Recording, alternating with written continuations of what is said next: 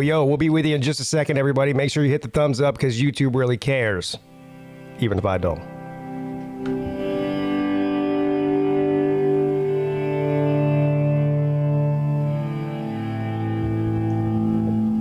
Yeah, Harold, I got to sit down. I'm probably going to put down an unedited version of the Slob Olympics for all the video footage I got. It'll be pretty long, though, so it'll take me a minute.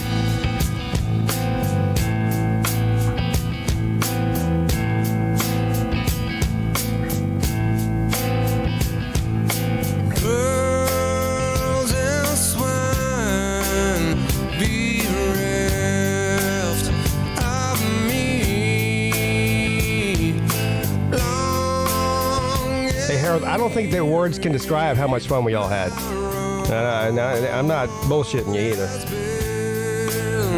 I was lost in the cities, alone in the hills, no sorrow. Yeah, exactly, John. Uncle Lou won, but he ain't played nobody. Who has Uncle Lou played?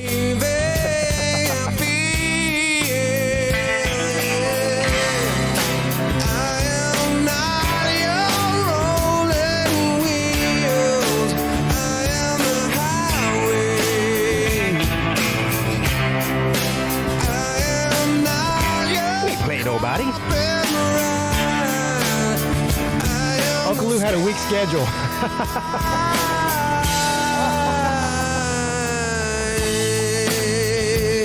He beat up on a bunch of ACC teams. Woo! Friends and liars, don't wait for me, 'cause I'll get on all by myself. I put millions of miles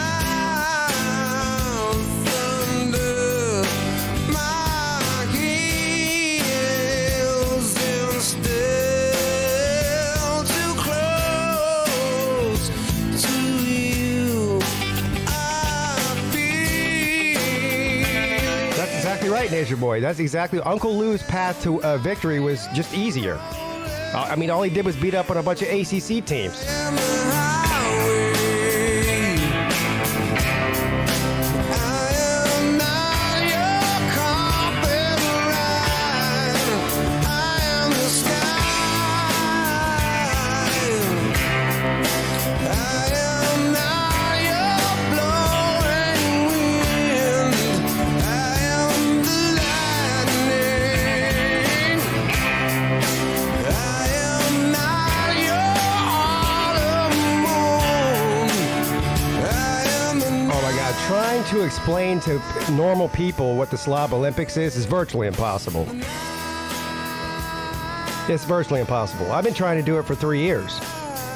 And Even my brother and sister-in-law came down. Now, they didn't come out on the beach. They hung out at the hotel. But even they didn't know. They saw what was going on, and they still didn't know what it was.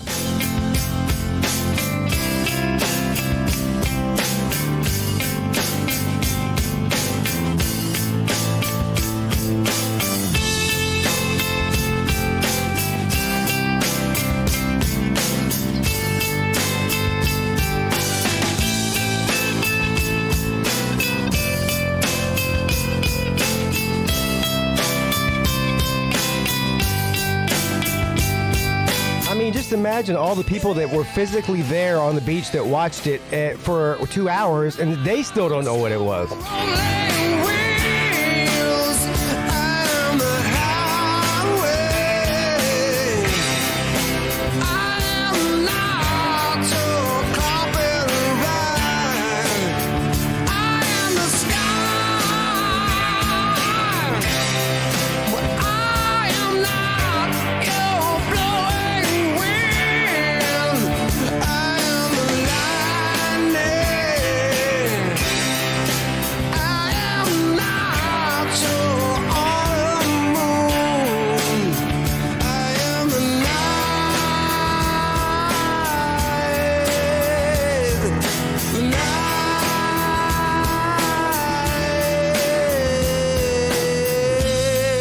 Poor kids on the beach, when I told them we were about to throw potatoes, they looked like they'd seen an alien. They didn't know what was going on.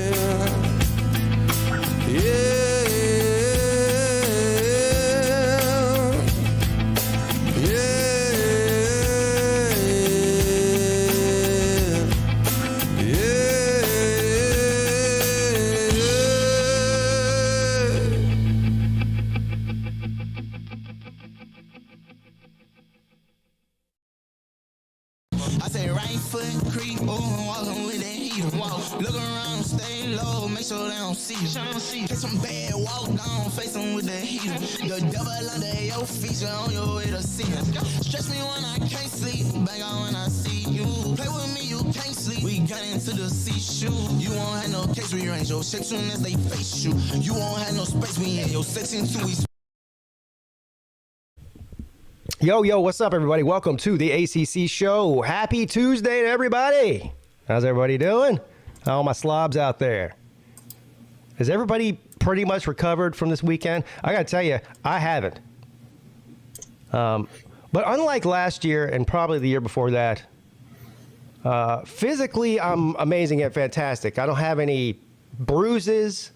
I don't have any strained anything. I don't have any cracked anything. I'm not sore. All I am is extremely tired. This is what happens when you get old, Sea-Dog. I'm no young man anymore, and every year that the Slob Olympics happens, it's a very, very big reminder of that. I can't hang like I used to, Sea-Dog. Yeah. Especially with the people that we're with. I'm recovered for the most part too. Yeah. I just I was pretty bruised where at the obstacle course I dove to the finish and landed on my rib. I saw that. I was pretty sore, but yeah, you pulled a PigskinPeete on that one. Yeah, but I'm good now. The obstacle course was the hardest event. I could barely move afterwards. I was there was no way that I couldn't, that I could stay on my feet after doing that. Yeah, I did get some sun though. I'm like 3 shades darker now. Yeah, I'm a little crisp myself. Yeah. I'm a little crisp myself. I was funny because with that wetsuit on, I mean, it was, you saw it covered everything except for my hands and my feet and my face. So I have a farmer's tan. I'm not gonna lie. Yeah. When I take off my shirt, you can see a distinct line from where the wetsuit was. I got to even that out. Yeah, I've got a triangle shaped on my foot because of the flip flops I was wearing.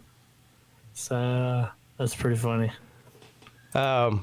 Yeah, but I'm sure a lot of you have already seen a lot of different footage from the Slob Olympics, and I put out a video. K-Dog has uploaded several videos, just live. It's almost like you were there, right? Not edited down or dubbed over or music or anything. So those are funny. I watched the bat spin again today. I had forgot about this too, and I don't know how I didn't. Because I thought I videoed virtually the entire bat spin. but somehow Lawtie wasn't on my video feed. And I've completely forgot about it. You remember Lawtie did the spin around on the bat deal, and he flopped like a fish down on the ground immediately. And, just like he did last year when he fell at the Slob Olympics when we were doing the 40, he resorted to doing, instead of snow angels, he did sand angels this time. He sure did. Oh, man, that was great. It was. But, so we had a really amazing time. I got to spend a lot more time, I think, with Sea-Dog this year than I have in years past. Would you say that's true? I think so, yeah. Yeah. Well, see, for all of us drinkers, we were drinking a lot till the wee hours in the morning. I didn't do that on Friday night because I was about my business, and I didn't want to be hungover and tired for the entire event. But I did Thursday night, and I definitely did Saturday night, and Sea-Dog hung out with us till 3:30, 4 o'clock in the morning, both of those nights, and of course, Sea-Dog doesn't even drink. So. I know. I wanted to go to sleep, but I made I wanted to hang, because I knew I wouldn't get to again for we only do it once or twice a year, so I wanted to hang out as long as I could. Yeah. So. But I don't know how many people came up to you and told you, because I had a lot of people. Excuse me, I'm sorry. I had a lot of people come up to me and be like, man, the ACC show is awesome. You guys do a great job of that. So I felt really good about that. First of all, I already knew it was awesome, but apparently a lot of people feel that way. So shout out to all of you. I didn't have anybody say that to me. No, they didn't say it to you? Uh-uh. Oh, I guess they don't like you. They just like me. I guess it's a shout to watch Peete. That's all right. Anyway, we had a great time. And for all the people who didn't make it this year, we missed you. Several AC. Now, it's my job, and I'm going to go ahead and bestow this upon you too, since you are part of the ACC show. Mm-hmm. I don't know if it was Uncle Lou or somebody else said the other night on the Lunch Money show that it's up to me and you. We need to get more ACC people. We already have a really good ACC presence there. Yeah. I don't know. We have a really good ACC presence in the top 5 of the Slob standings, too. Yeah, well, 5 out of the top 6 were ACC people. Yeah. That's a fact. Yes, the winner was, indeed, clearly a Georgia man. We all know that. Well, so was the loser. Who is that? That'll be Raj. Oh, yeah, that's right. So. But anyway, I haven't really sat down and looked at the breakdown from this year or even previous years. Is there more SEC people or ACC people that attend this thing? It's pretty close, I think. Yeah. I don't know. There might be more SEC people. So you're trying to get some more ACC people in there? Well, there's some that we definitely, and I don't even think this came up about the ACC necessarily. It was more just about more diverse teams. I believe they figured out this morning on the morning show that there's 11 different teams that were represented this year in the Slob Olympics, which is great, which I believe is up from last year. Because we had an Ohio State man there. We had an Arizona man there. That's 2 that we've never had there before. Yeah. But it was brought to my attention, and 2 of these guys will be on the panel tonight, I'm sure of it, that we really, really need to get Jordan Bowman, another Tater man. We've already got several Tater mans, but that's okay. And a North Carolina man, Luke Walker. Yeah. Now, I know that both of them definitely would have come if they could. I mean, Luke's a student, and well, so is Jordan. Jordan's in grad school, but he's still in school. But a North Carolina man would be great. Who else am I thinking? Oh, another one we need to represent the ACC. We've got several Miami people. We need Florida State man. Big time. Right. I'm surprised we haven't had a Florida State man. Now, to compete, I'm talking about. I'm not talking about just to come, because when you add the people that came with the actual Slob contestants, then you start adding a lot more teams, because like HBP, his old lady, Robin, and she's not old. I'm using that term "old lady" as if his significant other. Okay, I don't want to seem like I'm calling her old. She's not, but she's a Florida State grad, is what they said. So she represented Florida State, I guess, vicariously. But of course, she doesn't compete because she's not a Slob. Right. She's got her shit together. But she is in a relationship with a slob, so I guess she is kind of a slob that way. So anyway, yeah, so we need some more representation from the ACC. I would like a Florida State person. I would like a North Carolina person. I really would like to get, we got Talk is Pitt, that's always on the show here, or not always, but a lot of times on the show here. Represent Pitt. We need like a Virginia Tech guy. Well, of course, he doesn't drive, so. He doesn't drive? Yeah, remember we had this whole conversation with him about how he doesn't even drive. He doesn't have a license. Oh, yeah. Wait, is this like a, what's that guy that can't drive? 8 camel toes situation? Why can't he drive again? Refresh my memory. He said that he can't get it in his state for some reason or the other. What? But it was suspicious. I don't know. He can't get a license in his state? Yeah. Is he in here? Probably. I haven't seen him tonight. But I got to hear this story again. We gave him hell about it the other week too. It was like a couple months ago when I was in the woods and we were like giving him hell. We found out a lot about Talk is Pitt that day. Oh yeah, I also was begging Wahoo Brad to come too this year, but I can't even get Wahoo Brad to do a show with me whenever Georgia Tech and Virginia play. Oh man, I've asked him 3 years now, and he's busy every time. He won't do it with me. Well, nonetheless, we have several Florida State people in here. We've got, I think the one guy changed his name. He was FSU something. You know what I'm talking about? FSU 55 or whatever it was. I think he might have changed his name to like Momo or something. But we got True Seminole, True Seminole is Null the Squad only person from YouTube besides Rec Talk to have actually come to the Sea Dog Man Cave. Yes, that's right. I remember he showed up at your house one time. You were live streaming. And you guys were eating pizza or something. Yeah. Yeah, it was week 0 of this past year. That's right. He showed up. That's right. But and look, we don't know where we're doing it next year. We're going to figure it out though within the next few weeks because it takes that long to plan it, and we also don't want to wait. We don't want for people to forget about the Slob Olympics because, the interest in it dies down as the year goes on until the end of the year again, except for the people who are planning it.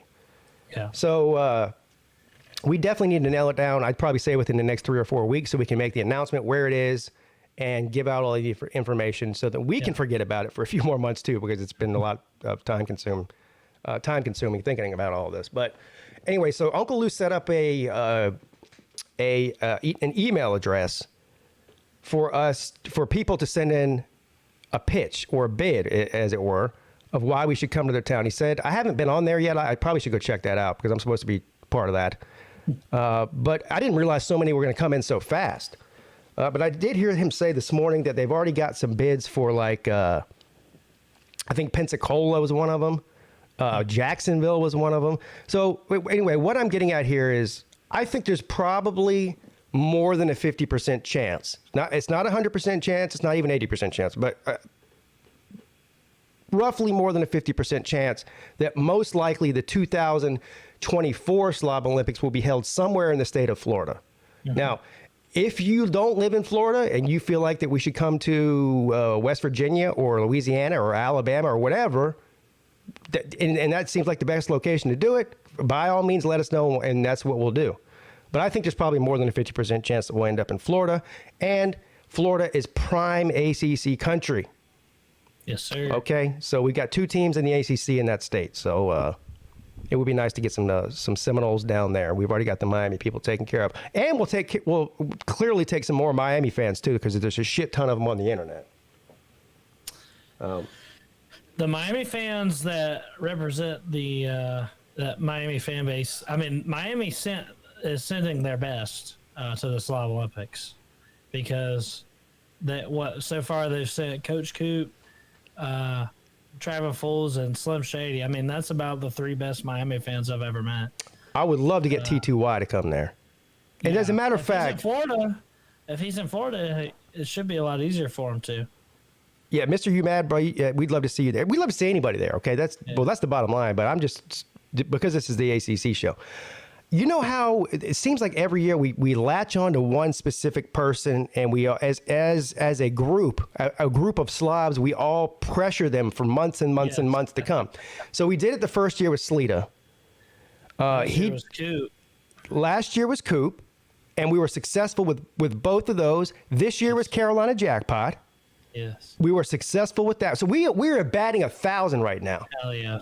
So we have 100% success rate whenever we pressure you and put you under pressure of getting you to come. And not one of these people, well, I take that back, except for Sleeta, has regretted it and will continue to be a Slob from here through eternity. So the Coach Coop situation was obviously an extenuating circumstance. That wasn't something that he was just like, oh, I don't want to go.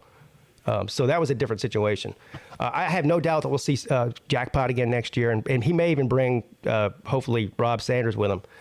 But I'm thinking that we need to shame T2Y, because T2Y is definitely a Slob. Yes. I mean, he would fit in. I mean, like the OJ glove. Sure would. That would be awesome to get freaking Pinecone out there. Yes. So anyway, Uncle Lou set up this email address, and here's what it is. Hold on, give me a second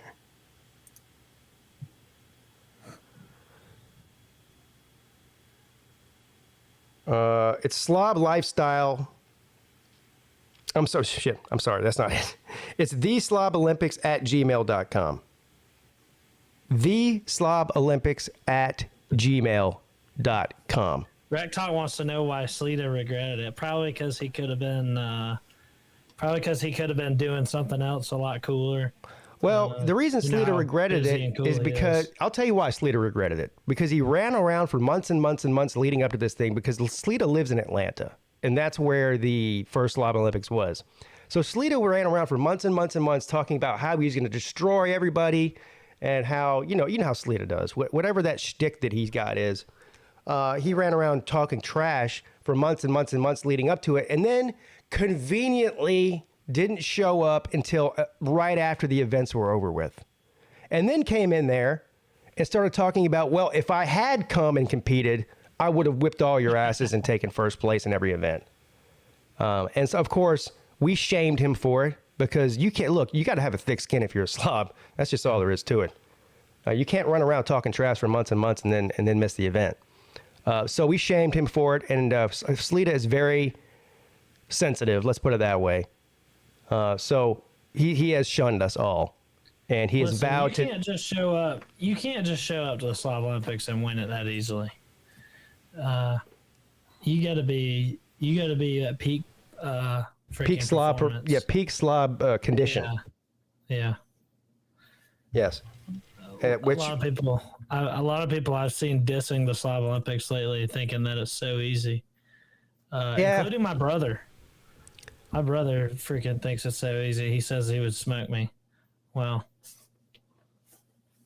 it's so easy to talk. So easy to talk. Yep. It's a whole different thing whenever those lights come on. Yep. You know what I mean? Everybody's got a plan until they get punched in the mouth. Everyone's got a plan until they get punched in their Slob face.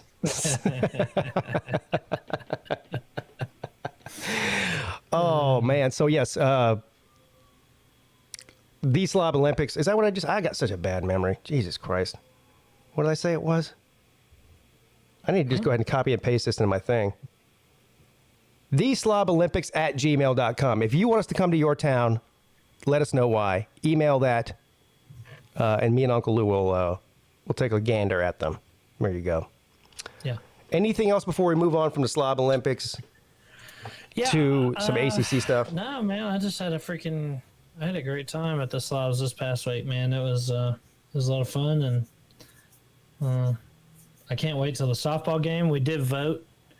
We did a vote. Team Raj, of course, wanted to hide. I have some news on this. They wanted to try to avoid an ass whooping that they know is coming to them, and so they called up this farce of a vote, and to try to get the softball game changed to bowling this year.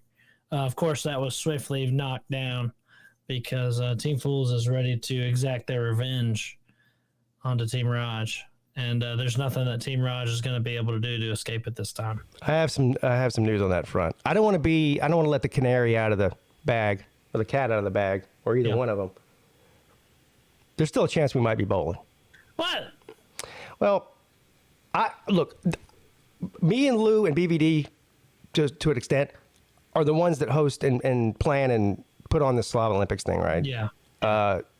Right now, I don't even really know whose idea was the softball. Was it Rogers or was it Traveling Fools? Because Traveling Fools was very against it. He wanted to play softball again. I know. I'm talking about the event last year. I think it was Raj's idea last year to do softball. Okay, so what I'm getting at here is I believe that the two of those are the planners of this event. Yes. Annually. Yeah. Now we have a mutiny of sorts, I guess, was what you would say, a disagreement. Yeah. Thank God that me and Uncle Lou have not been put in this position because I don't like that. But one of them wants to do bowling. That will be Raj. The other one is adamant about sticking to the softball, and that is Brennan. So they are butting heads on this, and so they had a vote. For anybody who doesn't know what we're talking about, we do the Slob Olympics in the spring, early March every year. And then starting last year, Raj decided, instead of getting together once a year, let's get together twice a year. So he said a softball game, and they drafted teams, would be fun to do every year. And he has there's a public baseball park near where he lives. It's only about 15 minutes away from his house. And he rented that out, and we all came out there and we had a great time. I mean, it was 180 degrees outside, and Lawtide almost died because of the heat. He almost died of heat stroke. But other than that, we had a great time. We cooked out afterwards. Hoghead cooked like 8,000 pounds of steak and all the fixings and whatnot, and we had an amazing time. We actually went out on the town in Athens. This is where it takes place in Athens, Georgia, where near where Raj lives. So we went downtown Athens and had a great time out that night. So much fun that somebody got arrested. Our boy Jay Shipes got attacked by a Terry and a Sherry. Yeah. And he had to go ahead and spend a night in jail. But anyway, this event, just like the Slob Olympics, is hosted and organized by both Raj and Traveling Fools. Okay. So this year Raj said he wanted to do bowling this year instead. Brendan doesn't want to do bowling. He wants to stick with the softball. So at the end of the Slob Olympics, somebody went around and got votes from all the people that are planning on attending this thing this summer. We usually do it in July, I think. Is that when we did it last year? It was on Battle Angel's birthday. It was at the very end of July, yeah. Yeah, okay. So it was the third week of July or something. But anyway, so they went out and took votes, and softball won. And, needless to say, that didn't make Raj too happy. I did vote for bowling. I'll just go ahead and tell everybody, it's no secret. I voted for bowling, but here's what I'll tell you. I don't really give a shit what we do. If you want to play badminton, we can do that. Yeah. I just don't care what the event is. It's just like the Slob Olympics. The whole reason we're doing this is just to meet up and hang out with each other. Yeah, I could give a shit what we're doing. I don't care what it is. I just want to hang out with everybody. Right. But other people do care, apparently. So yeah. I'm down for whatever. I did vote for bowling. Softball won. Raj wasn't happy about it. And I believe that he's going to probably talk to Brennan, and they're going to have to come to some decision. That's all I know. Me and Rec Talk approached Raj after the game, or after the vote. Yeah. And talked to him about it because he did pay for, to rent out the park and to have the cops there and everything. And we did ask him. We were like, hey, is it something like you don't want to, pay to have a place rented out? Because me and him offered to chip in for that, and he was like, no, I just thought I'd give somebody else a chance to do it this year, and thought it might be a little better because it's indoors and not as there's advantages and disadvantages to both. Yeah. So, yeah. But I like the idea of weather not being a problem, because let's say we all decide on a date and we want to go play softball. One of two things can happen. We know it's going to be hotter than hell because of the time of the year that it is. Mm-hmm. So that's a given. But the other thing is, what if it rains all day? Then you're forced. It's not like see, with the Slob Olympics, we've had inclement weather situations both the first 2 years, and we made do, right? We move stuff inside that we normally would do outside and all that. You can't do that with softball. If it rains all day, you're just effed. You're screwed. So then, change it in that situation, we would change it to mud wrestling. yeah, no. That ain't happening. So I like the idea of the bowling because weather will not be an issue. It doesn't matter if it's hot, cold, rainy, lightning, tornado. It really doesn't matter. We can go bowling in any weather. And it's also more cost effective to go bowling. There's no doubt about it because it costs Raj a pretty penny. Because not only did he have to rent that field for the day, but he had to hire off-duty police officers. I got the hiccups. He had to hire off-duty police officers to babysit us. Well, the only reason he had to do that is so that we were allowed to have alcohol at this public area. And I guess whatever the city rule is, if you want to use the city park and you want to have an event where there's beer or wine or whatever, then you have to hire police officers to make sure that you don't fuck the place. I don't know what the thing is. But anyway, the point is it cost a good amount of money to do it the way that Raj wanted to do it. And you won't have that issue with the bowling alley. The bowling alley has a restaurant, has a bar.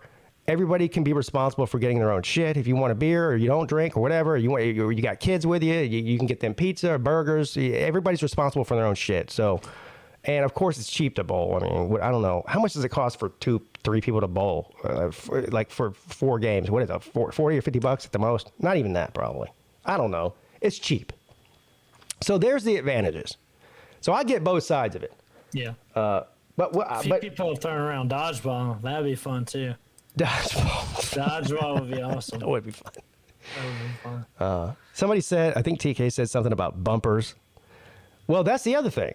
No, we wouldn't use bumpers for the able-bodied people, but we have people that come to these things, like Mike Vick and stuff, that have physical limitations. So yeah, we could put the bumpers out for people like that, and they could still compete. Yeah. So there's a lot of advantages to the bowling thing. I don't know where it's going to go. It's going to be a knockdown, drag out fight between Raj and Brennan. I don't know who will submit. But as far as I'm concerned, this is kind of Raj's deal. It's in his hometown. I guess it was his idea. I guess he's the one that can ultimately make the final decision. I don't know what the agreement between him and Fools is. I have no idea. Mm-hmm. So there is that. But we'd love to see all of you come to that too.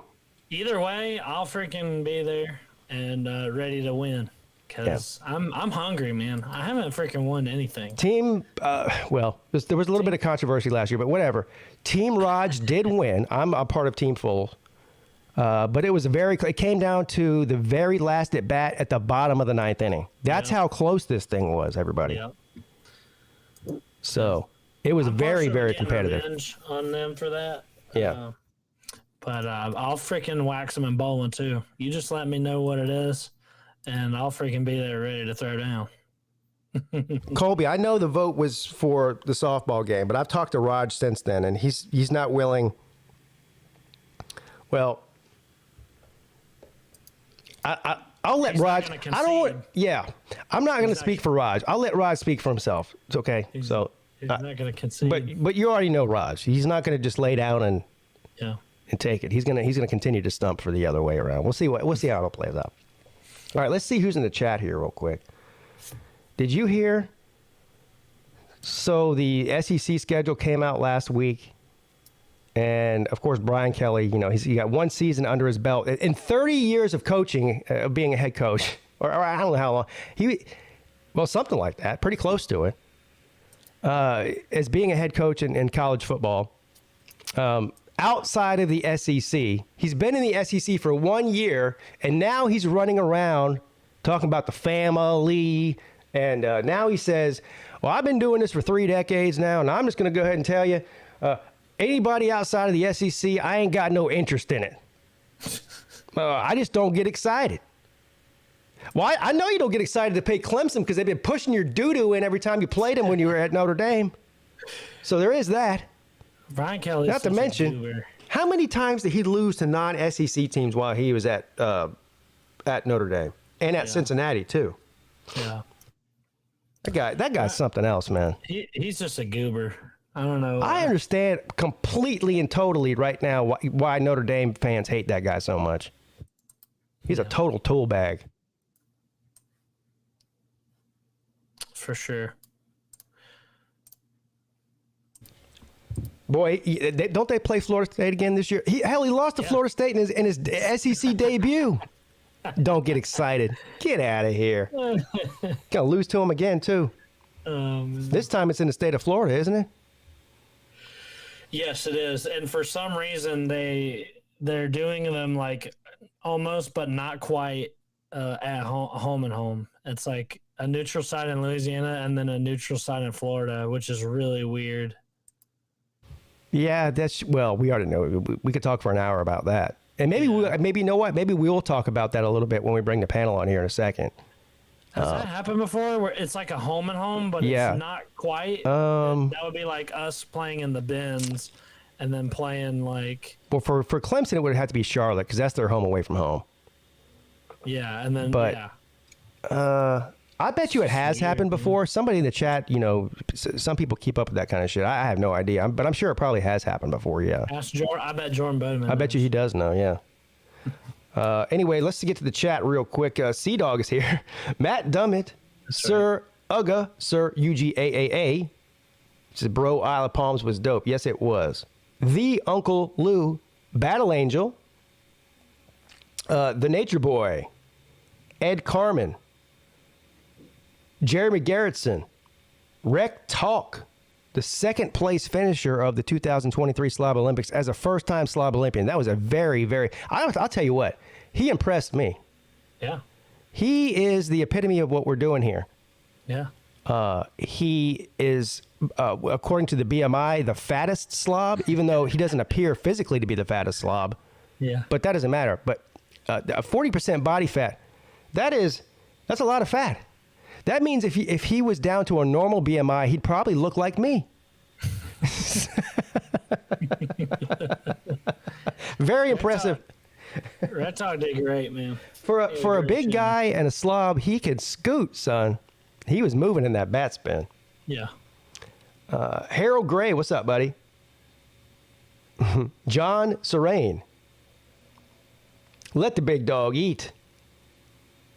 Another first-time Slob Olympian. Now, he was at the softball game last year. I don't think, he didn't play, though, did he? I don't think he did. I think he just came to say hello to us all.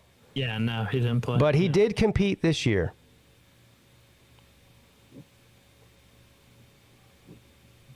I don't know. Joey Foster is texting me a Discord.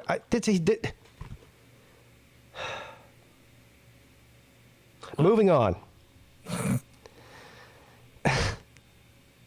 First of all, if you're listening, Joey, I don't do Discord, so don't even bother texting me a Discord. I've never been on it, and it'll be a cold day in hell before I ever do go on one. Yeah. So there is that. Second of all, I'm doing a fucking show. Jesus Christ. Nate the Great. Nate's on the way home right now. I think he said he was in Kansas City or something. Later than everybody else. Cade Clubdick, what's up, buddy? That might be one of the best names on YouTube. Cade Clubdick. Yeah. Oh. Luke Walker. Roger Dodger. Why are you throwing potatoes, bro? That's what that kid said to me. When I told him we were about to throw potatoes, you might want to move. He goes, why? Like a true teenager. He can't just be like, okay, yes, sir, whatever. Well, he did say yes, sir, at the end. But he looked at me and goes, why? What would you say if somebody approached you and you're chilling on the beach or something? If somebody told me if somebody walked up to me that looked like I did and told me that we're about to throw potatoes down there to get out of the way, I'm getting out of the fucking way. I believe you. I'm not taking no chances. I'm not asking why. I probably would have walked over there to watch it if I were them, Anyway. I said, why? I said, I don't have time to explain why. I'm just telling you. Don't got time. We're freaking important and busy slums. Slim Shady Canes. Richard Williams. Check 1 2, check 1 2. Just seeing I've been reinstated in the comments section on YouTube. Yes, I can see you. Apparently, you have been let out of YouTube jail, my friend, or my family. Just like Brian Kelly, my family. Family. He is actually my family. My family. Yes. Yes, he's the father of my beautiful bride. VicTube Productions. Jay Shipes. Pope Lucius I.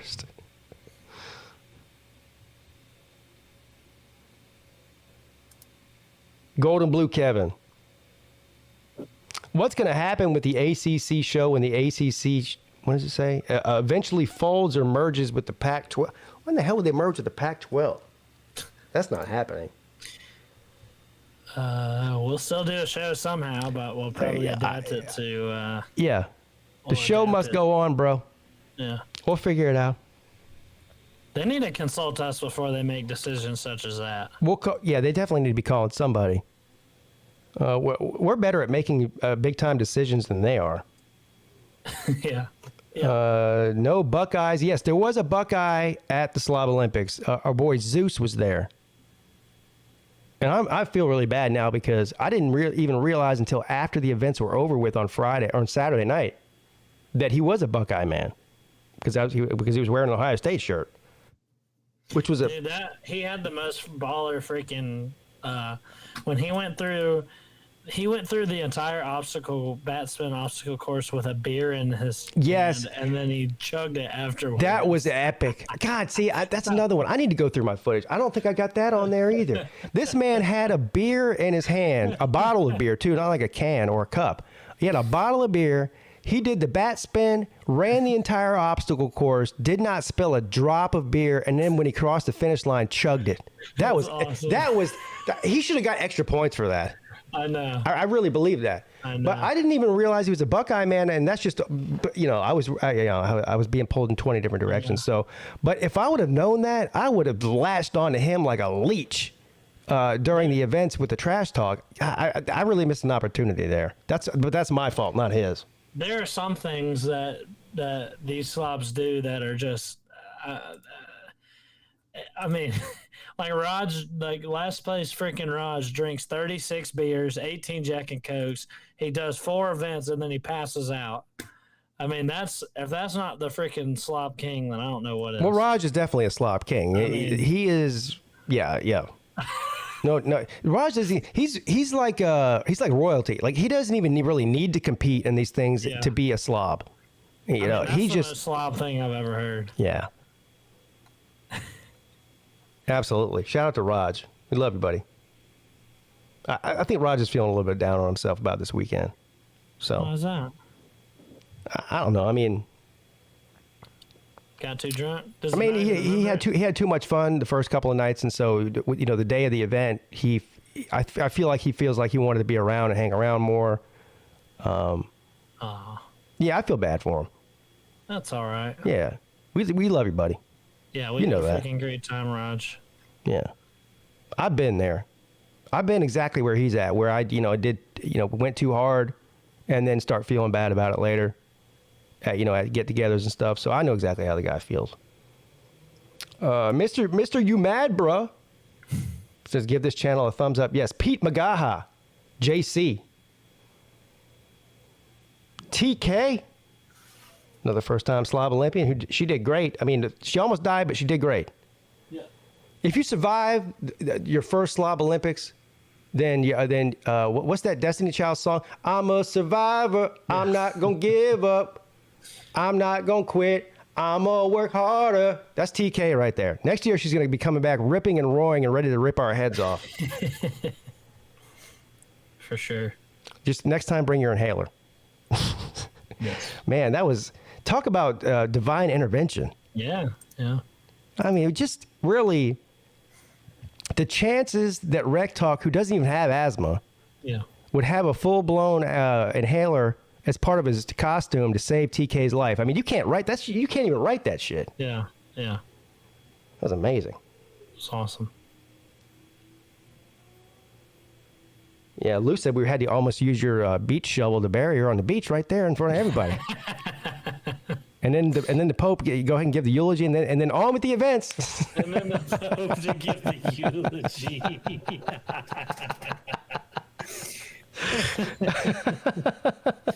Oh, here's another one who's got to come.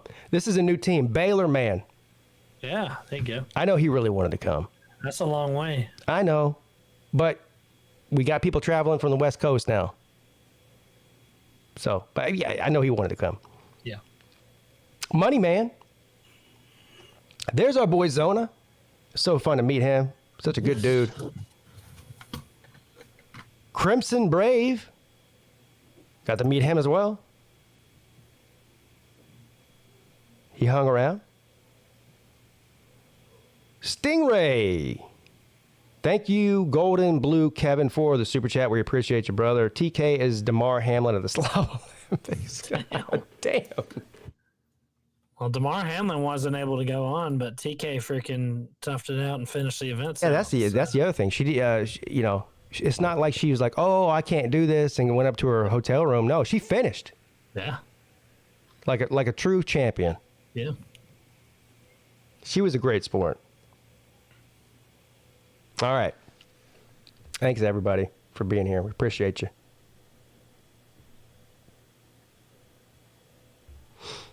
All right. So here's the situation. This is a great situation to be in. 1, 2, 3, 4, 5. We got one too many people. Uh-oh. Who do we got? Well, I guess I got to take them the order that they came in. That's the fair thing, because Jordan's been on here since we started the show, and so is Luke, and then Slim and Rec came in. Yeah, Tiger Paw Craven's in here as well, but I guess he just joined us. If you want to sit back there and sit tight, buddy, we'll try to get to you. I've only got 6 spots, and me and Sea Dog are 2 of them. But I'm definitely bringing on these other guys that were here for the past, 30 minutes. We got Jordan Bowman. We got Luke Walker. We got the incomparable Slim Shady Canes, who I tied with in the Slob Olympics, by the way. We tied for 5th. And the runner-up, the man himself, Rec Talk. Hey. What's up, fellas? What's up? Well, I'm not trying to pick on Raj, but if you didn't want to do softball that bad, why put it to a vote then? Yeah. Well, I think he was trying to be respectful to Brennan. Traveling Fools. I'm using his name, but that's how I know him. But I think he was trying to be respectful to Traveling Fools. And I also think he thought he was on here putting people's government information out. I think also I don't think it's a secret, but I also think that he thought that he was going to win. You know what I mean? So I don't know. What'd you vote for? Is it a secret? Softball. You voted softball. I voted bowling. Sea Dog, what'd you vote for? I voted softball. I wanted revenge. Yeah, actually, Raj told me that. He said everyone on Team Fools except for you, Pete, voted for softball. It's because we know we're better.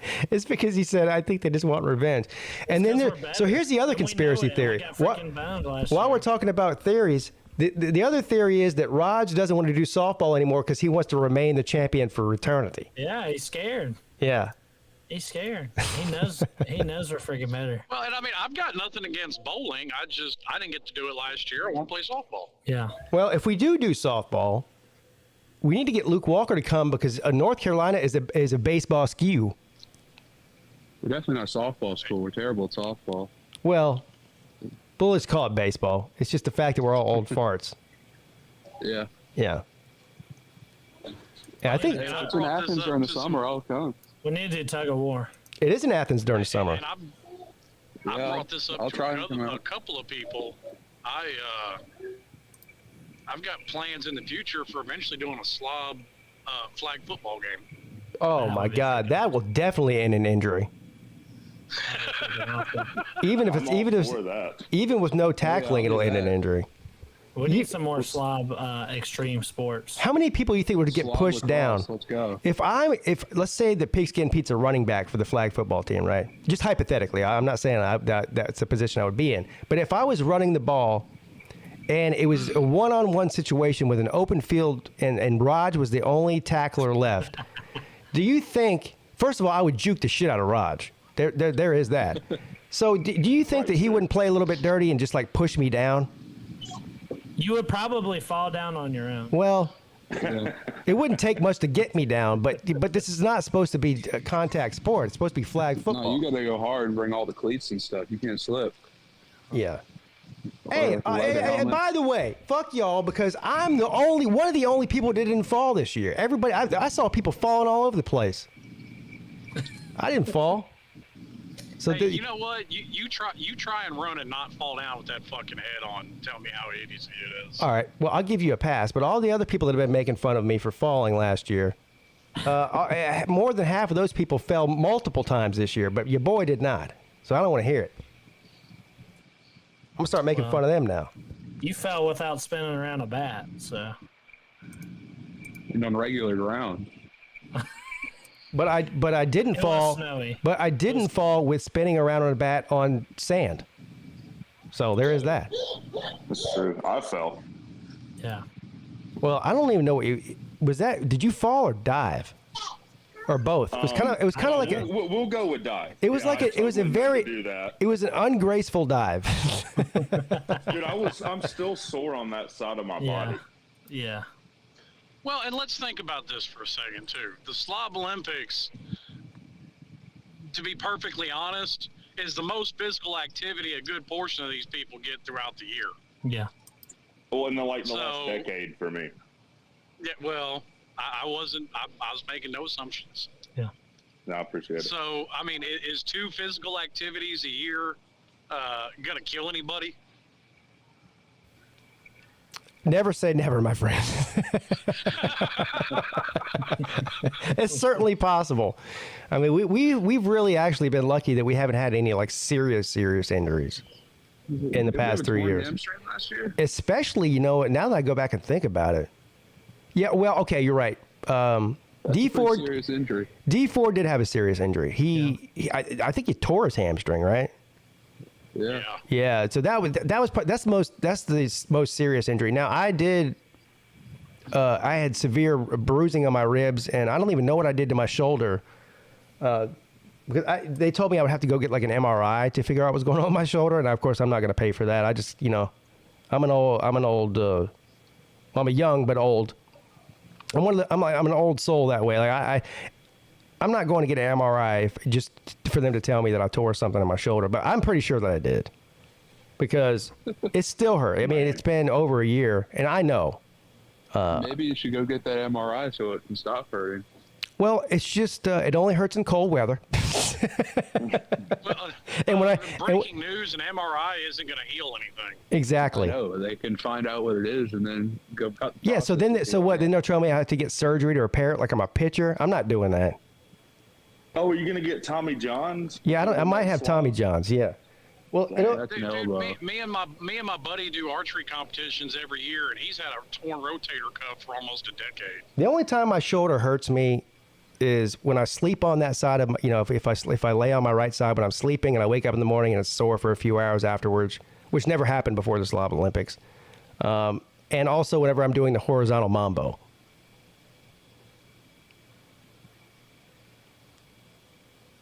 Horizontal mambo. Let's move on. What's up, Jordan Bowman? Oh my God, it's got to be explained. That's funny. He was just waiting for someone to question it so we can move on. Yeah. Well, I'm a tech guy, so I mean, sometimes you gotta explain Well, that that stuff. does make sense. Yeah. I think my mic was muted this whole time because I was saying stuff. That's Yeah, crazy. you definitely were muted. Yeah. Yeah. I love it. But yeah, I'm doing good. We do need Jordan to show up so we can put this debate to bed on who's taller between Nate and Jordan. There was a lot of discussion about that this weekend, Jordan. Unfortunately, you weren't there. Yeah. Yeah, I didn't know. I knew Nate was pretty tall. I didn't know he was that tall. Yeah, Slob. What is your official listed height, Jordan? I have no idea. That's probably, I think they're really close. I'm going for like 6'9". No. Because Nate, I haven't seen Nate have to duck down and not hit his head on a doorway. He was telling us how he was so freaking tall he ran into a door closer. See? I bet Well, Jordan's I'm done that not before, too.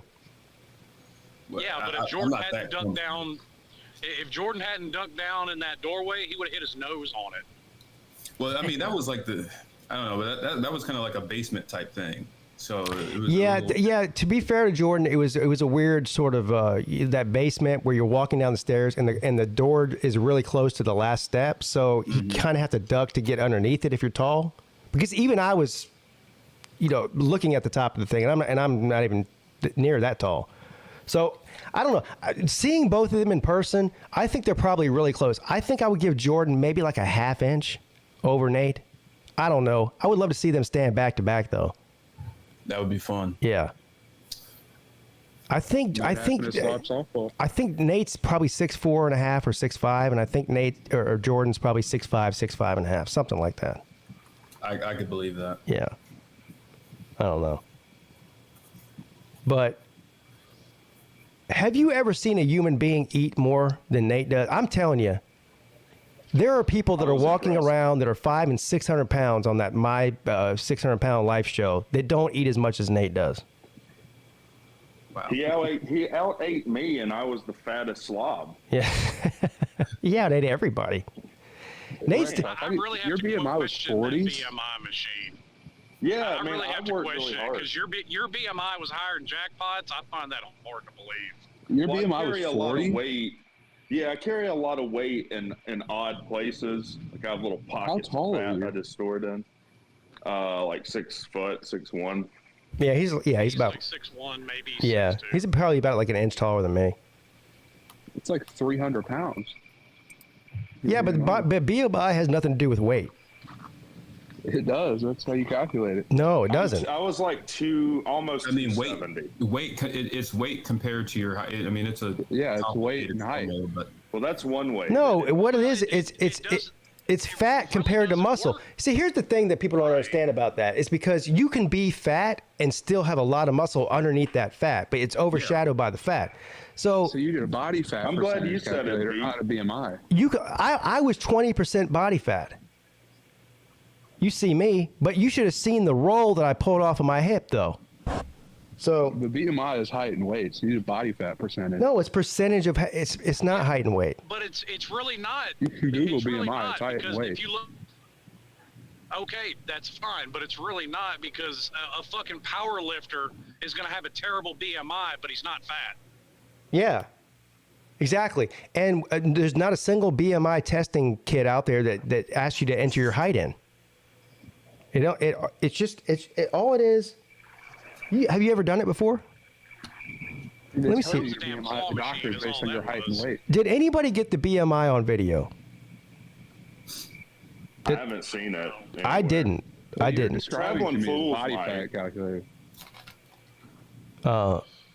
I had to strip down though. All that thing Lou had, well, and that's the point I was making. All that thing Lou had, it just measured how big your roll was. Well, yeah, but It's a that's body fat percentage thing. well.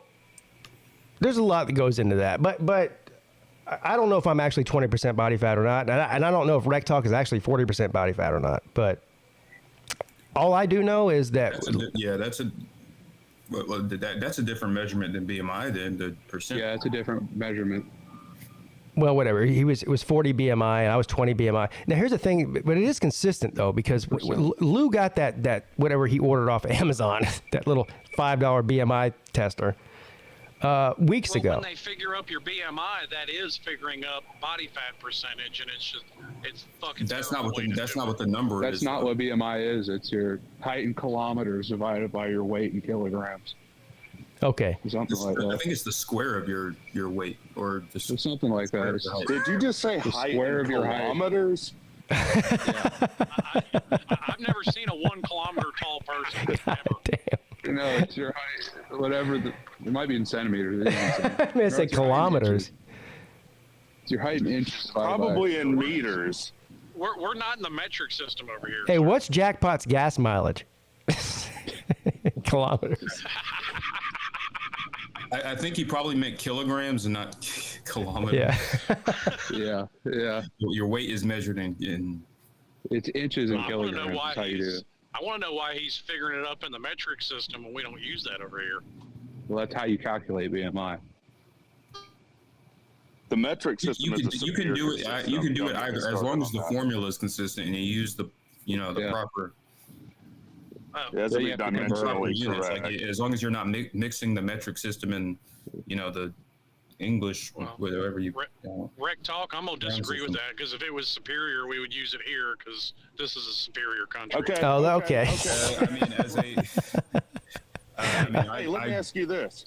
Well, I don't deal in the metric system per se, but I use SI units in a lot. Look, okay, well, the $10 BMI thing that he got off of Amazon, I'm sure is not like the gold standard in the industry to measure BMI, but I also don't think it's complete and total bullshit. And here's the reason I'm saying that. It didn't measure BMI. That's what we're talking about. But here's the reason I say that is because he bought that little device, that little clamp deal, I don't know, 3 or 4 weeks ago is when he got it. And he tested himself several times. He tested Battle Angel several times, and it was consistent. As a matter of fact, his BMI that he tested himself at the Slob Olympics was the same exact BMI as he tested himself 3 weeks ago at home. So the thing is at least consistent. Now, how accurate it is, I have no idea, but at least it's consistent. And also, you can be a skinny slob. I prove that. I prove it every year. I would certainly prove that. Yes, thank you. I would not. What do you mean? You're just a slob outright? Yeah. Oh, okay. Well, you'd fit right in, too. Look who it is. Hey, look who's here. DeAndre Johnson! Who the fuck is he? He's a fucking freshman? Fucking!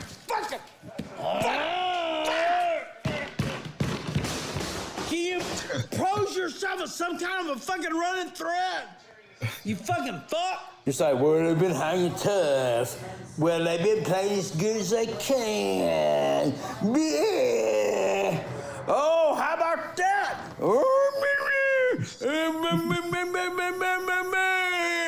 Jackpot Leslie makes one. And why are you over here telling me? You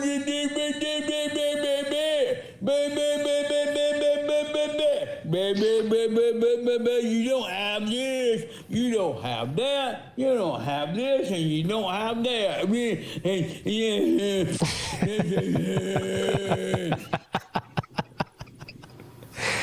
That man started laughing so hard during the bat spin. Oh, that was so great. His head turned Gamecock red. It turned garnet. He had to take two. Yeah, He had to take 2 laugh breaks. So every competition, people are yelling out, DeAndre Johnson. Somebody yelled out to him during the bat spin, your head is turning Gamecock red. He had to stop the bat spin to laugh for a second. He had to take a breather. But this is no bullshit either. Me and Lou were talking about this on the Lunch Money show. Jackpot is probably the most anticipated slob contestant of all time in the past 3 years. Probably. And he lived right up to it too. And he brought his lovely wife. They were both great sports. Jackpot, what do you think about the competition, buddy? I think he was definitely could be coming back next year. I would have to say. He looked like he had a great time. So. I know you brought up Sleeta earlier, but can we put an asterisk beside his name because he didn't actually compete? Jackpot did. That's right. Yeah, fuck Sleeta. That's right. Sleeta just showed up for the free dinner. Yeah, he dressed up looking like a garbage man. I don't know what the hell that guy was wearing. I don't think that was a get up. First of all, it wasn't that cold outside. Not cold enough for like a 1980s beanie. But he showed up wearing a dirty beanie and fingerless gloves. Who in the hell wears fingerless gloves unless you're in the gym working out? And even then, why would you wear them? 2 beanies? You look like a homeless man. Battle Angel said. He's a serial killer.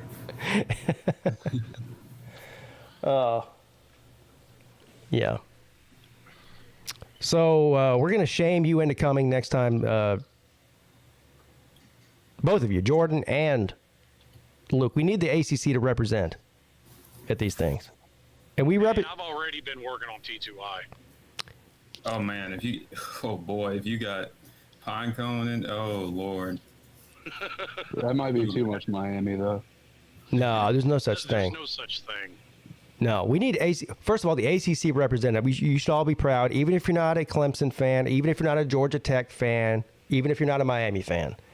Everybody in the ACC community should be proud of the way that we represented. Now, we didn't take home the trophy, right? That was Uncle Lou.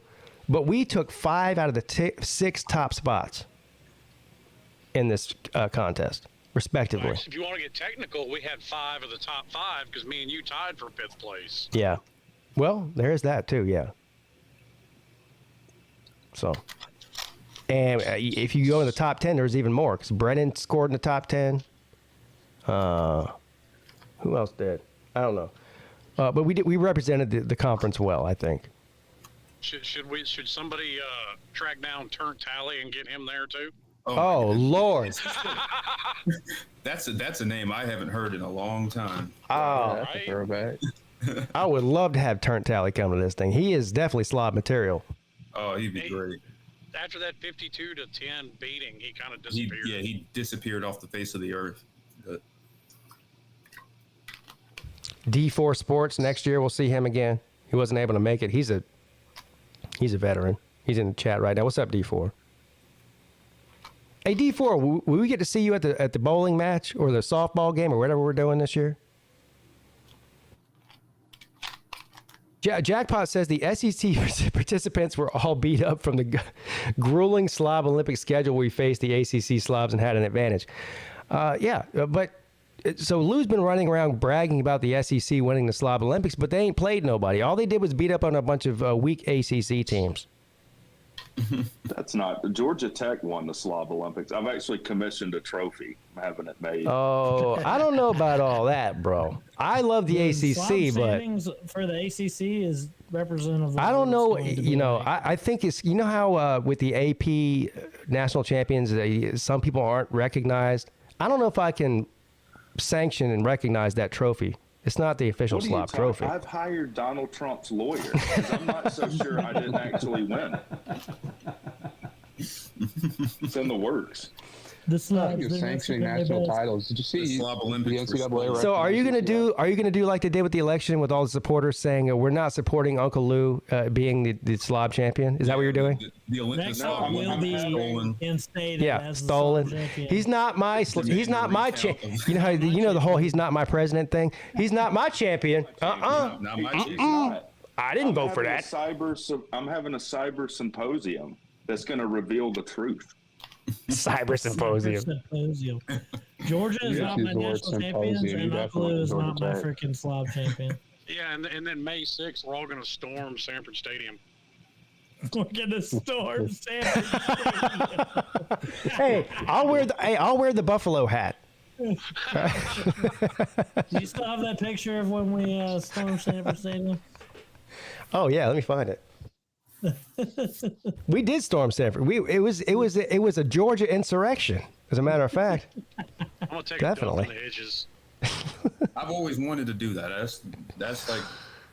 You guys want to go help them pull up them weeds they got growing up around their stadium, around their freaking field? Hey, they're sensitive about that. They get legit pissed. Hold on, what's worse? Somebody needs to help them pull them things up. That's what I hate South Carolina, but one of the funniest things they ever did was take to tear up those hedges when they beat them in 20. Hey, I just put that up. You read my mind. Yeah. So here's a picture of what South Carolina does when they win. Or they didn't even lose. This is a picture of what South Carolina does when they win against a mediocre SEC opponent. Is they tear up their own hedges.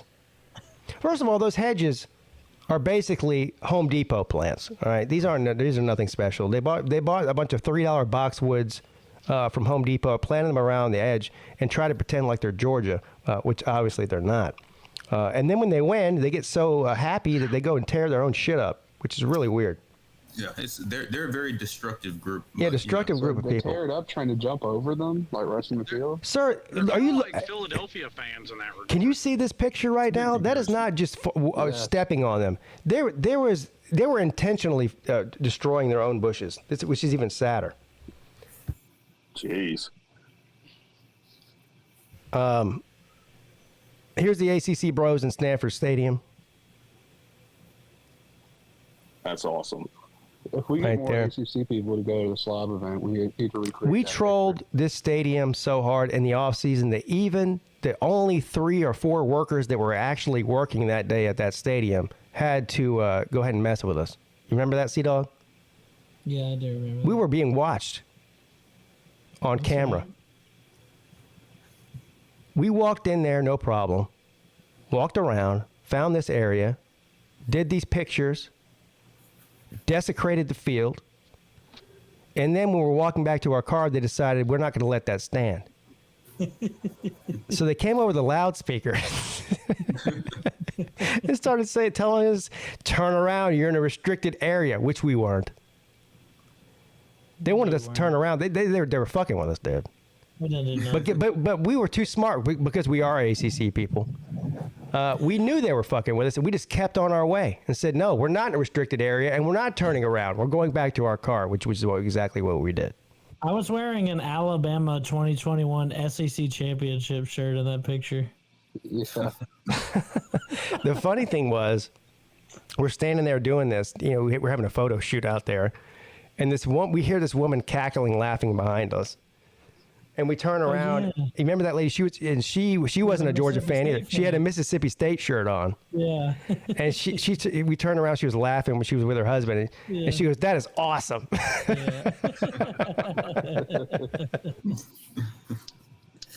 Man, But we do need to recreate this picture if we all go to Slob softball. For absolutely. sure.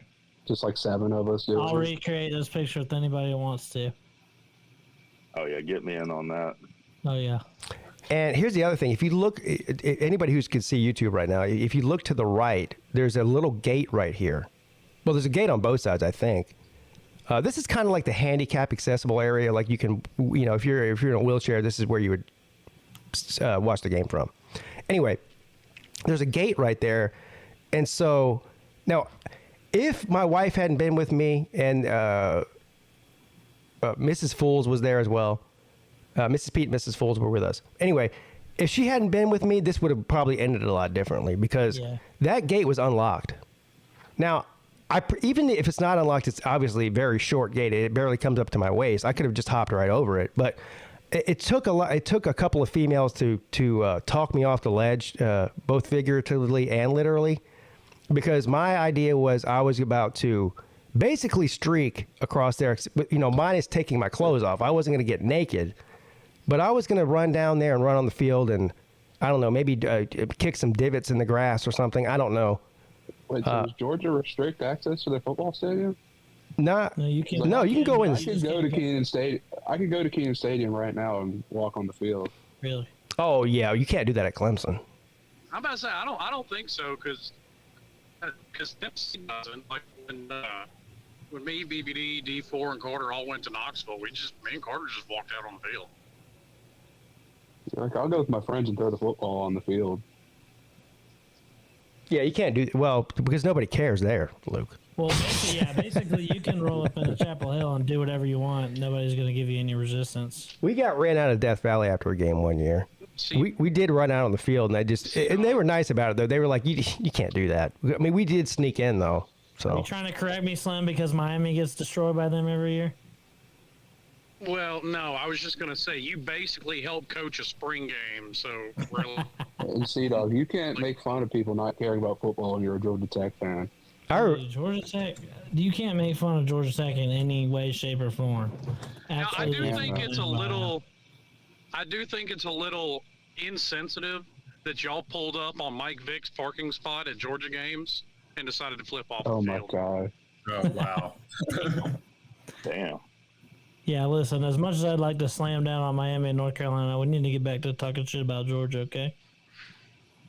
I remember distinctively, I said this gate's open. And if you open that little gate, it leads you right down to you can go right down to the field. I so imagine that they'd have some kind of PA system or motion detectors or whatever that would. Well, they probably were go clearly watching us on camera. Yeah, clearly. I mean, they have security 24/7. Yeah, but I'm sure they get that a lot too. Now wait a minute. How is it that Clemson doesn't let people on the field but literally they let everybody on the field after every Well, they game. don't let you on the field when the stadium's closed. Yeah, not when the stadium. It's usually the gate is usually locked. But Yeah. at the end of games, like even when I didn't, especially like my freshman year, even when I didn't go to a home game, like I would at the end, like a bunch of people would crowd outside and they would just open the gate and let everybody go in. Well, what we did, that was fun. what we did, I think it was after the Florida State game. A few years ago, I think it was, Matt, what was that, 2019 maybe, something like that. I think it was 2019. We waited until everyone was gone. It was a good 3 hours after the game and it ended, and they put like chains around the fence where they pull the buses in and shit down into like a, I don't even know what you call it. What do you call that, Jordan? It was the area where the visitors locker room is. You know what I'm talking about? Yeah. It's like where the hill, like the kind of that hill that upwards. Or where Yeah, but it's not. It's on the opposite side. It's on the Oculus side of the stadium. Oh, okay, yeah, I know what you're talking about. So anyway, there's a big gate there, and that's where the visitor locker room. The visitors come out of the locker room and go on the field. But anyway, so we wait, and then so we walk down there because we wanted to go out and do a video on the field. It was me, Bobby Durkins, and a couple of other buddies that live up there. And so we go in, and they have a chain around the gate. Now, luckily, it wasn't very tight. So we see a guy who's like in there with like a leaf blower, like blowing off this thing, like blowing off the concrete. And we start yelling at him, hey, can you let us in? And he's like, no, can't let you in. So we waited for him to get done doing his thing. We said, well, we're going to go in anyway. So one of us like pried the things apart enough to where we could squeeze in there, barely. So we squeezed in through the gates. And then, the idea was to go do a video on the field, but there was clearly we at this point we were trespassing. Okay, let's call it what it is. Yeah. So we're just standing on the edge of the field, and I'm making a video, and we're just talking about the game and with the field in the background. Well, one of the guys I was with, he's like, "Fuck it." He jumps over there's another fence you have to jump over, like a fence like this one in this picture, like a waist high fence. He jumps over and does a lap around the thing. He's break dancing on the paw in the middle of the field. And then all of a sudden you hear, I don't even know where it was coming from, somewhere in the stadium, hey, you guys need to get out of here. What are you doing? You're going to get arrested. So he runs back, and we finish the video, and we hightail it out of there. Now, here, this is way different because you can walk 24 hours a day, I think. I don't know if maybe they close the gate at night. Can a Georgia fan confirm this for me?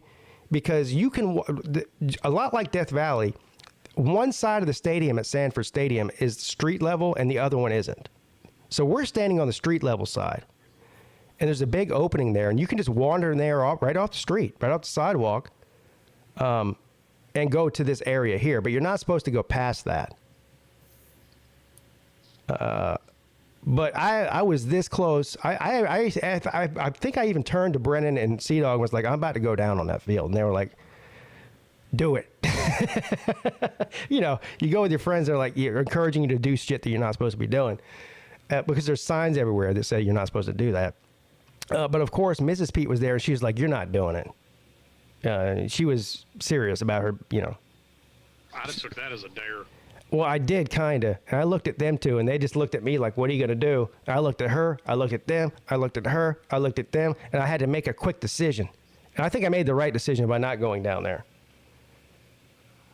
But, I mean, I guess they probably do that because the stadium's grass and not turf. My wife does get mad at me when I take it too far with the YouTube stuff. Of course.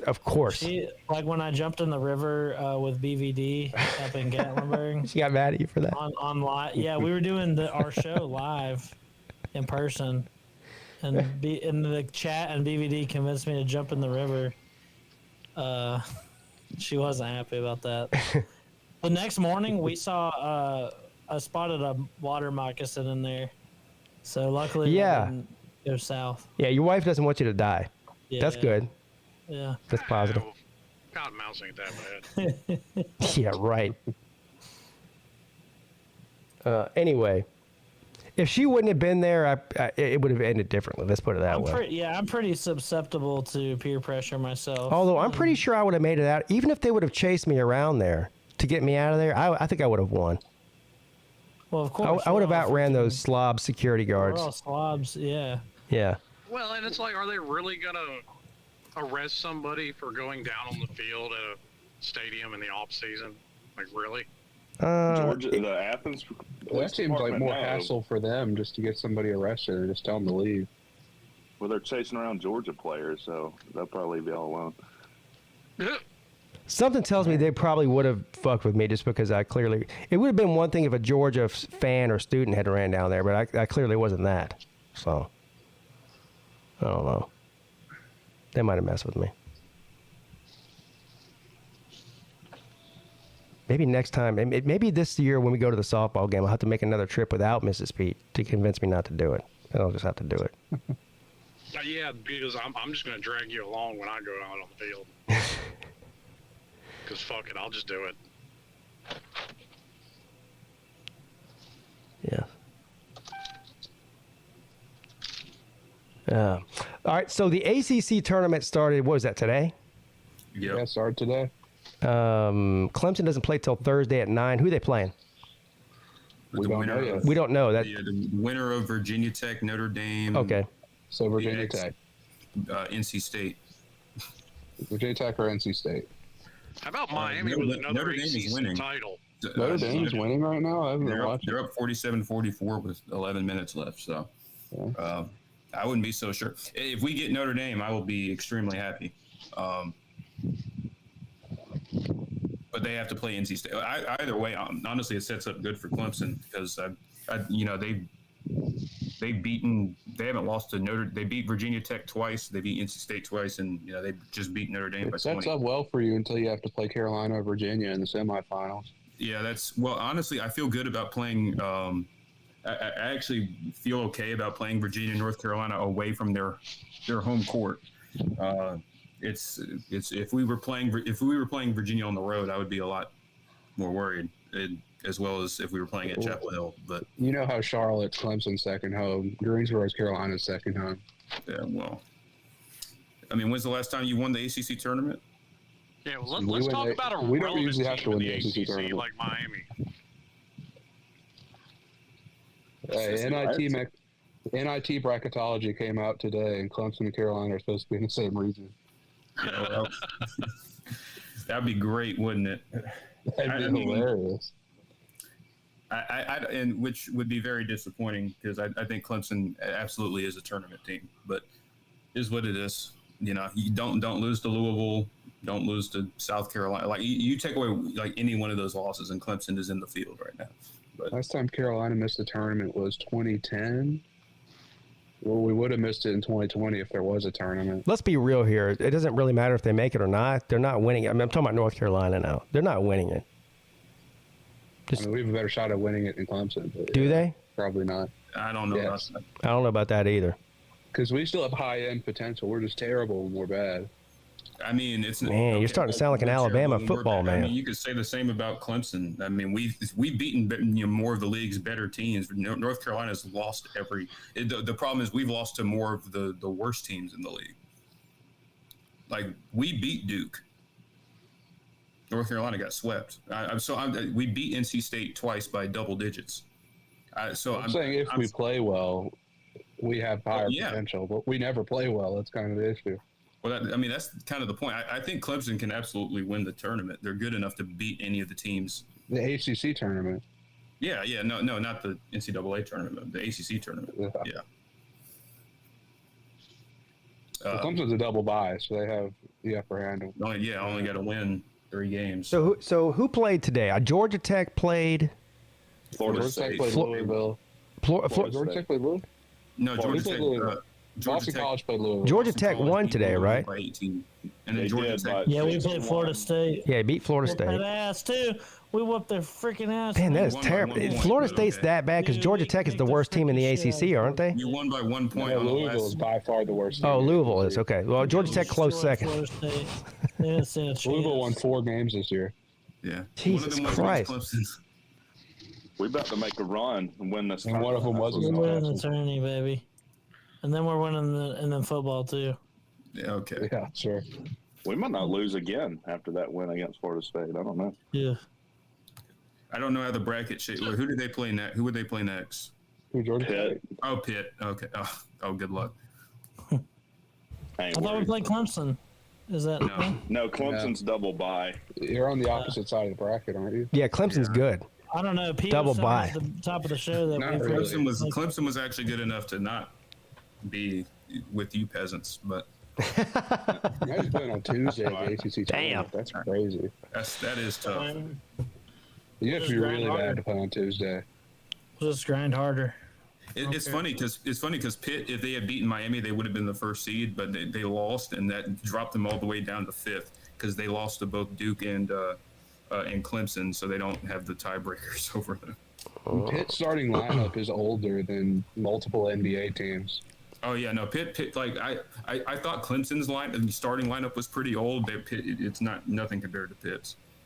I think the average age of Pitt's starting lineup is 23. Yeah, it's ridiculous. They have a bunch of transfers. Like Jeff Capel, he just he got some. They were last in the ACC last year, and they finished second this year. Yeah, they've been terrible for like several years. I think they were good. Like I think they had one good year like 2016 or something like that. But they've been Pitt basketball. And Carolina smacked from the ACC tournament. I'm about to put it on the screen here. What a terrible. What is this? That's why I can't figure out why BYU isn't any good, because their average starting age is like 27. Well, that's why they don't have any talent. Are you talking about basketball or football? Because football, they're usually in sports general, they're all older. Oh yeah, that's Pitt why actually has talented players. Yeah, that's why they're never terrible in footballs, because they have a bunch of grown men going against 17 and 18-year-olds. Yeah. All right, here we go. Here's the bracket right here.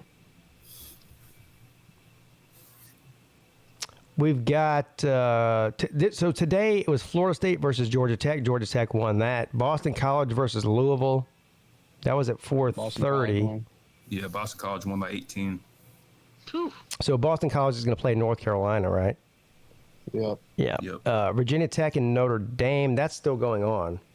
Yeah. Yeah, and Notre Dame's up by 2. Yep. All right. And the winner of that game will play against NC State. Yep.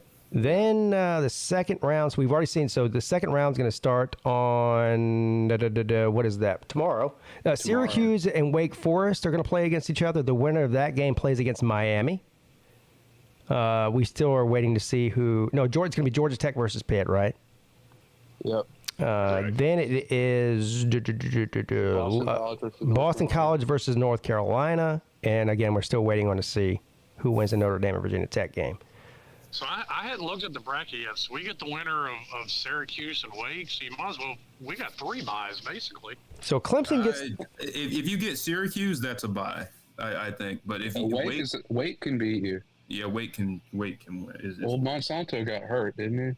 I think he did, yeah. But like Wake is like, when they get hot, like but if like Appleby gets hot and like Wake, like when they're shooting well, yeah, they're a tough team to beat. I think Clemson split the series with them, so they're a good team too. So that's I would, if I were Miami, I wouldn't want to play. I would rather play Syracuse, because Syracuse plays zone. They give up a lot of open threes. Like Clemson shot it's like 60% from 3 against Syracuse. So like it's here's what I do like though. I like Clemson's chances to win whoever comes out of that bracket, because there's 3 different. I mean, they're right now it's Virginia Tech, Notre Dame, and NC State. They're going to play one of those 3 teams: NC State, Notre Dame, Virginia Tech. NC State will give Clemson some problems. Well, maybe. Maybe. I mean, NC State is the best team, but Clemson pretty much. Because the way NC State plays, like, and the way Clemson's offense is, like, they don't really defend Clemson's like high ball screen like offense very well. They didn't do it well in either game they played, and they kind of struggle with Clemson's size inside, because other than Burns, they don't really have anybody. And so, yeah, I don't know. Looking at this, and if Terquavion Smith is just jacking up threes and bricking threes like he's been doing the past like 3 weeks, then I think Clemson's got a good shot. Terquavion Smith is Caleb Love with better draft stock. Yeah. Has anybody ever gone from elite to just total dumpster juice so as fast as Syracuse has? That's really crazy. Well, Huh? were they weren't elite very long. Yeah, I mean, they were. Yeah, the thing about Ever Jim since they Boeheim joined is- the ACC, they've been kind of mediocre. Yeah, Mediocre. Yeah, I think that's a mischaracterization there. Maybe in the ACC, yeah. Yeah, since they've been in the When they ACC, were- they've been I pretty mean, they- mediocre. no. I wouldn't say They've been okay. like a maybe border- the Okay, year is okay, kinda strong, 'cause they've made they made the Final Four. What? 2016, Carolina beat them. Yeah, that was the Villanova year. Yeah. Okay, I guess basketball is different because there's so many more teams than there is in football, as far as the teams that compete for titles. So the word elite, I think, is, and I ran into this with my video that I posted today about Clemson. Every time I talk about Clemson being an elite program, people immediately, you got people, oh, you mean losing to Notre Dame and South Carolina and Tennessee makes you elite? No, winning 11 or 10 or games more 12 years in a row makes you elite. Because there's only one other. And let me ask you a question: Is Alabama elite in football? Are they an elite football program? Yes.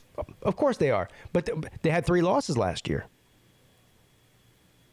So are they still an elite football program?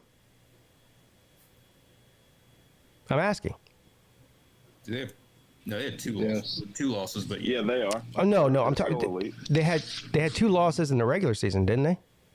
yeah. And they lost the SEC. They had 3 losses. They didn't play in the SEC championship. Oh yeah, that's right. Well, that's kind of a loss too. But you get my point. So if you win 10 or more games 12 years in a row, then you are an elite football program. If you have people out there criticizing you and saying that you're terrible because you only won 11 games, by definition you're an elite program. Right? Or not? Am I wrong? I would agree with that. Okay. For So 10 wins. So again, I don't know about about basketball as much as I do about football, but to say I don't know what the definition of elite in a basketball fan's mind is. Explain it to me. Maybe you can explain the same way I just explained to you what I believe is elite in football. You explain to me what's elite in basketball. Syracuse was never an Alabama level basketball program. No, I mean they had some, when they were in the Big East, they had some nice years. I mean, Boeheim they've been consistently like above average to good. Yeah. They've consistently they haven't really made the been elite tournament a since lot they of had years. like Carmelo Anthony and won that. They won. What year was it? They won the tournament. Is that 2003. 3? Okay. Yeah. So it's been a while, but they've been consistently like above average to really good. And when they But the year they went to the Final Four in 2016, weren't they an 8 seed or a they were 6 like seed? they were like an 8 seed or something like that. They weren't high, but Syracuse has been consistently like above They're average. a solid basketball program, but they're not elite. But they haven't been really good for like the elite for a long time. Like the programs I would call elite, like the last 10 years, Virginia, Villanova, Gonzaga, I guess would throw in there, but they just haven't won a title. North Carolina, you can say it, dude. I guess, but Three both- Final they Fours both and a failed national off. championship as an elite. Okay, I guess. but I would consider Kansas elite too. Oh yeah, Kansas, Yeah. absolutely. I guess you have to throw Kentucky in there, but I don't know if Kentucky's been elite this decade. Yeah, Kentucky's been elite. Until now. the last few years have been pretty bad. Yeah, at some point, like in other words, if Clemson or Alabama or somebody in in that spectrum would go out and go 6-6, then you're not elite anymore. I mean, Kentucky's in a bad way, aren't they? And say like Louisville. No, they're not that bad. They're not Okay. like Louisville. They're not that bad. They're good. They're good. They just don't. They don't play up to their talent. Okay. Louisville is like the worst power conference team in the country. Yeah. I mean, Gotcha. Kentucky is the epitome of boomer bust because you're going to get an elite team every year. Sometimes they mesh, sometimes they don't. What's a good football comparison to Kentucky basketball recently? Texas? Texas. Yeah, I mean, really though? I don't know, but like Kentucky is never, they're never like. They're never as bad as Texas has been. They just lose in the tournament. Texas super worse early. than No, that's disrespectful to Kentucky because Kentucky's won multiple titles in the past 15 years, and Texas hasn't even sniffed They've one. won one in the last 15 years. All right. Maybe Notre Dame. How many has Texas I don't won? know. None. I think Notre Dame. That's true, yeah. It's like they've kind of Yeah, Notre Dame's a good one. But they have Notre Dame. Okay, I like that comparison. That's good.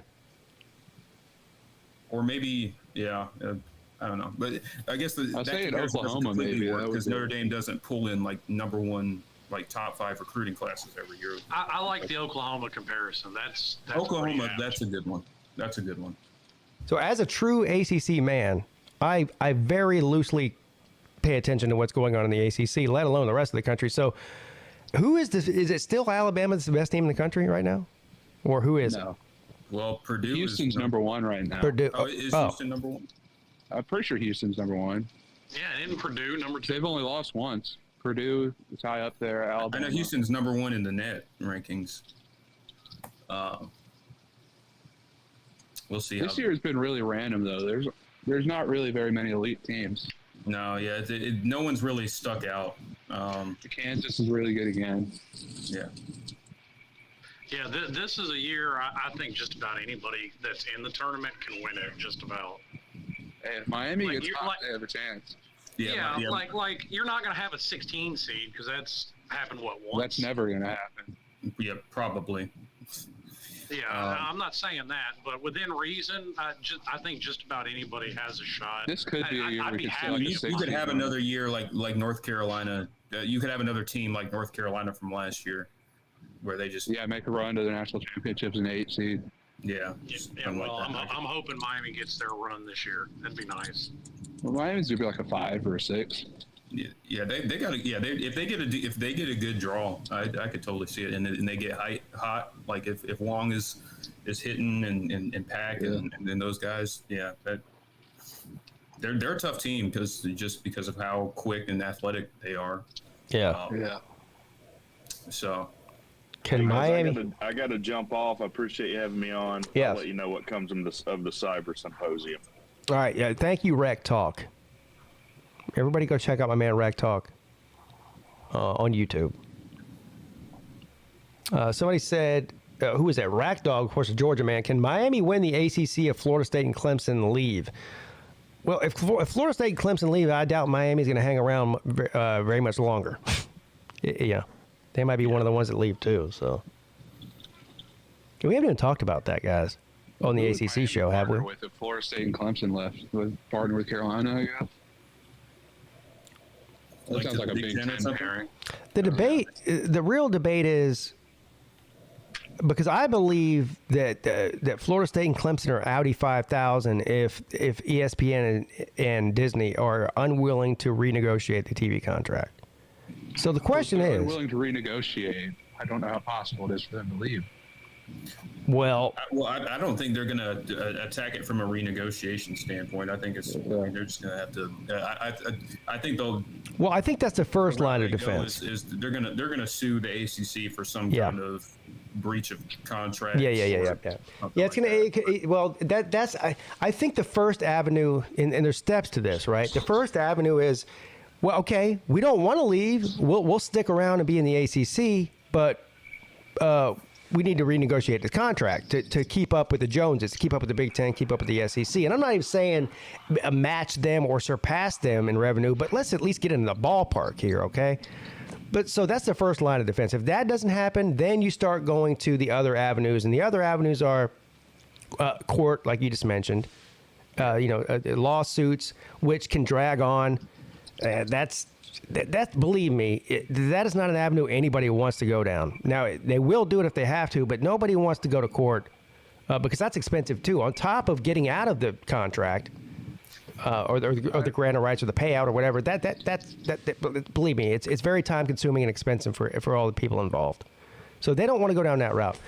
So I don't know. I don't think that ESPN or Disney want to renegotiate because they've got such a great deal, but to lose Clemson and possibly Florida State and maybe even more teams if they join a lawsuit as well, that's devastating to them too. Because without those teams, the ACC network is worth nothing. It's not devastating if they go to the SEC because it's just putting the money somewhere else. But they have an ACC, but they carry the ACC network. I'm about to say they would still lose money because they still invested millions to Exactly. set up the ACC network. Yes. I've seen someone throw out trying to dissolve the ACC from the inside and have like 8 teams try and leave at the same time.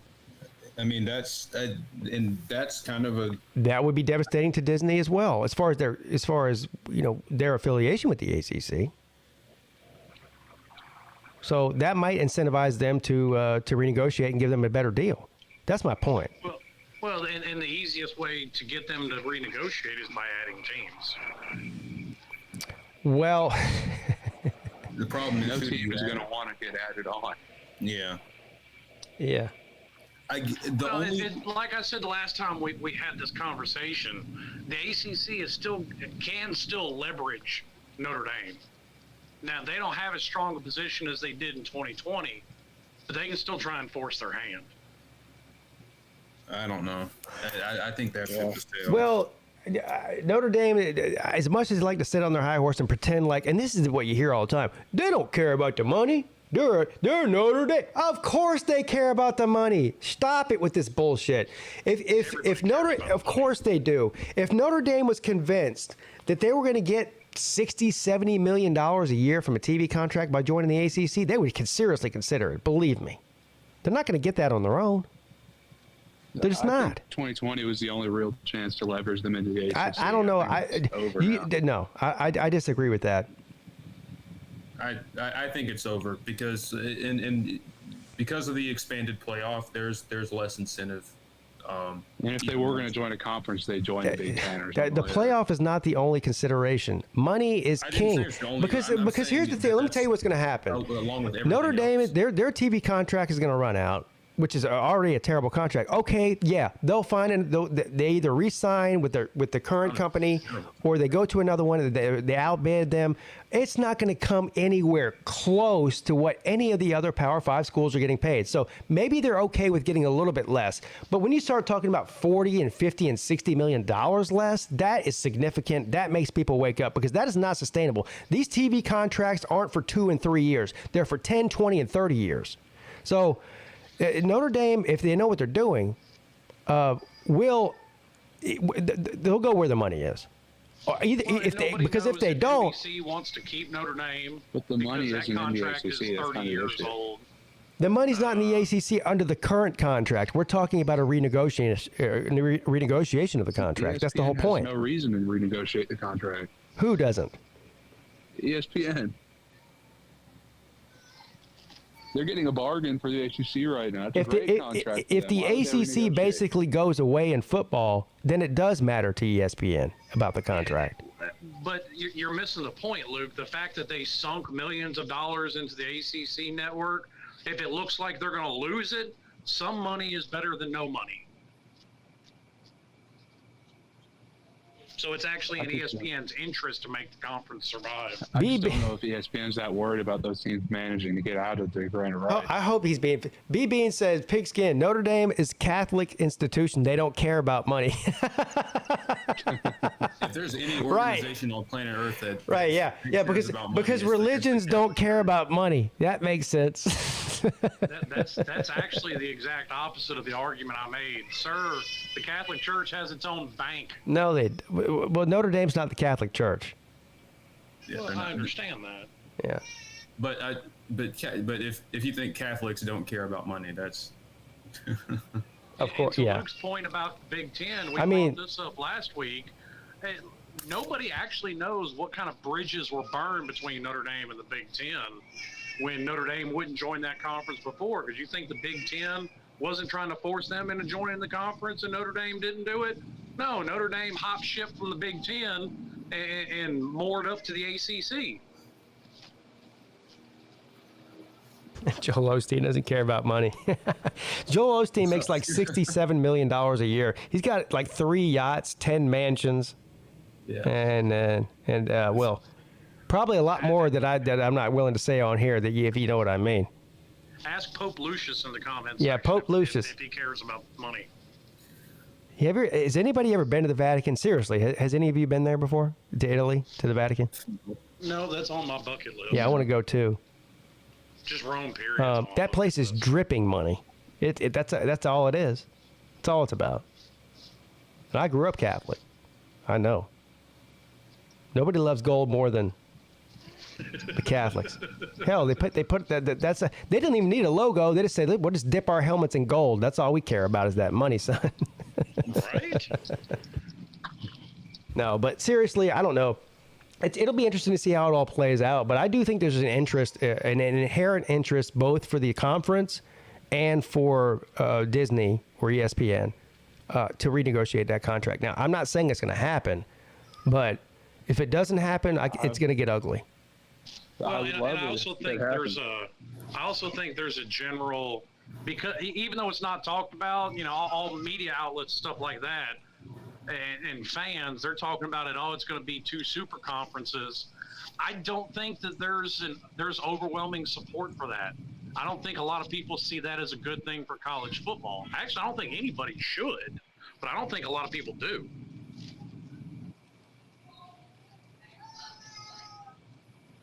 It's a complicated situation. Yeah. Nobody knows how much the grant of rights payment actually is. Nobody does. That's the thing is, anytime you hear an argument about this, there's somebody that goes, well, what about this? Well, what about that? There's like 50 different angles that you come at this from. There's so many different moving parts involved in this. It's really a clusterfuck. And who really holds all the cards in this? Like, who's got the upper hand in all this? Is it the conference? Is it ESPN? Definitely not the conference. Yeah, definitely not the conference. Yeah. Is it any certain one individual team? Because there might be a team that really has the upper hand. I mean, look, man, Florida State. By the way, shout out to Florida State they are basically giving a couple of double tall boys to the ACC and saying, okay, you've got us behind the 8 ball. Yeah, we signed an agreement. We did. And but now, whatever it is, 5 years later, we're not happy with the agreement, and we want to move in a different direction. And guess what? You're telling us we can't, and we're telling you that we have a plan.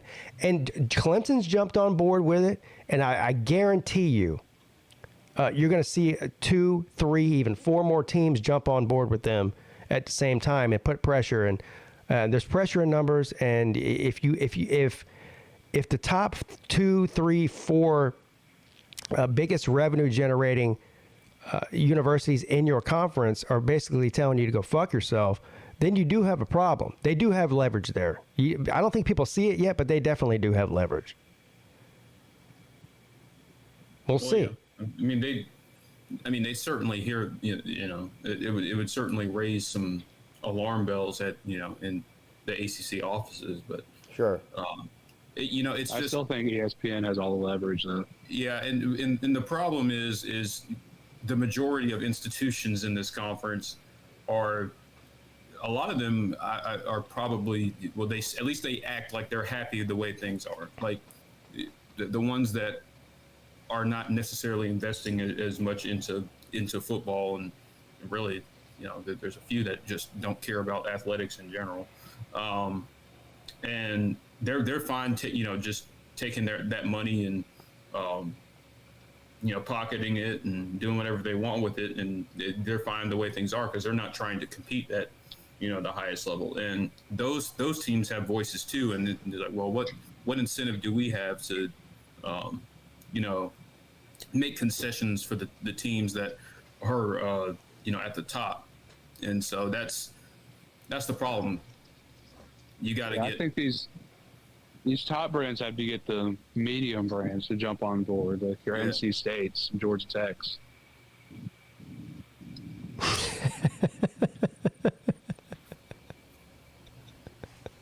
Because I can guarantee. I'll take medium. Nothing. You lose. Good day, sir. I was just saying, medium brand might be generous for Georgia Tech. I'll take medium. He's a man said, "I'll take medium." Damn. Well, If Georgia Tech can get in the Georgia Tech can get in the Big 12. Big 10, I would not want to go to the Big 12. Big 12 is in no better spot than the ACC. They just added some. yeah, they are. NC State have fun. They Big are. 12. The Big 12 is absolutely in a better Oh, spot. absolutely are. Yeah. Now Well, you. I mean, no, they're not because their best teams already left. Ours have not. Yeah, Yeah, well, their best teams have already left, but they've renegotiated their TV deal. yeah, they have more revenue, but and The Big 12 makes more money than the ACC. they do, and they will get to renegotiate before the ACC's ends. the only again. conference in football anyway, and that's really what we're talking about here. I think for the most part is that's in quite as bad shape, or at least theoretically in future bad shape as the ACC is the Pac-12 right now. Pac-12 is in worse shape than the ACC. Yeah. which is saying something. by a long shot. Yeah. And that's what I mean. If they're looking across the landscape of college football and they're looking at, okay, the Pac-12 is probably going to end up folding, like I said, I think a lot of people in charge are probably looking at it as, the ACC surviving is a good thing. Yeah, but What's the group of schools that are rumored to join the Big 12? Is it like Arizona State, Colorado, and Yeah, somebody? the four corners of the Pac-12 is Yeah. what they're But talking really, the two big brands left in the Pac-12 are Washington and Oregon. about. But here's the thing: is that the ACC has to make a move to stabilize themselves. Yeah, I agree. I mean, they can't stay pat and just watch everybody else and whatever else is happening. They have to make a move. And they really just lost their chance with Notre Dame. Notre Dame's the team that I would disagree with stabilize that. the ACC, and they lost all of their leverage with Notre Dame back in 2020. No, they didn't. Why would Notre Dame join the ACC right now? Because nobody What else would will be- take them. They'll still make more money on their new NBC deal than the ACC makes. No, Yeah. they won't. No. That's They will. assuming, and that's assuming they get a new NBC deal. The You people think that a sign network- that NBC, hang on, the people that sign that NBC deal have been gone from NBC for 20 years. So you think no network is going to sign on to broadcast 6 Notre Dame games a year? For how much money? How much money could that possibly be worth? There you go. They'd probably give Notre Dame 30 or 40 million a year. Yeah. All right. So Clemson's already making every ACC team right now is already making 35 to 40 million a year under the current situation. And Notre Dame So is going to look at the what fact that if leverage- they join why the would they ACC, join the ACC with it that? would be more money. Because it would give them more money. That's why. It wouldn't. A lot more. Of course it would. No, it wouldn't, Luke, because once again, you are still just assuming that the ACC money would stay the same with Notre Dame in it.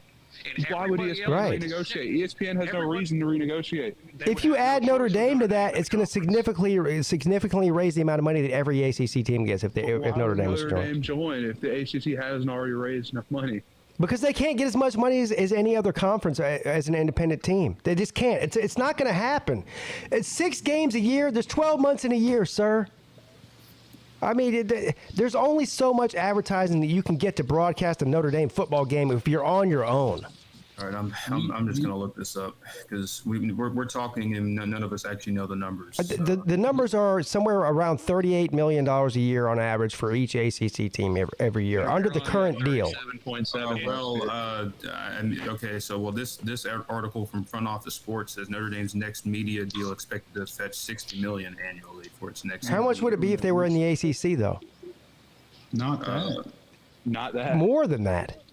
NBC is not paying $60 million a year for 6 games. I didn't say they are. I said their next deal, the deal that they're about, because their NBC deal expired this year, I think, right? Or ends this The year. only next year. leverage that the ACC They're has currently- over Notre Dame is for all the other sports, because Notre Dame is a conference member for all the other sports other than football.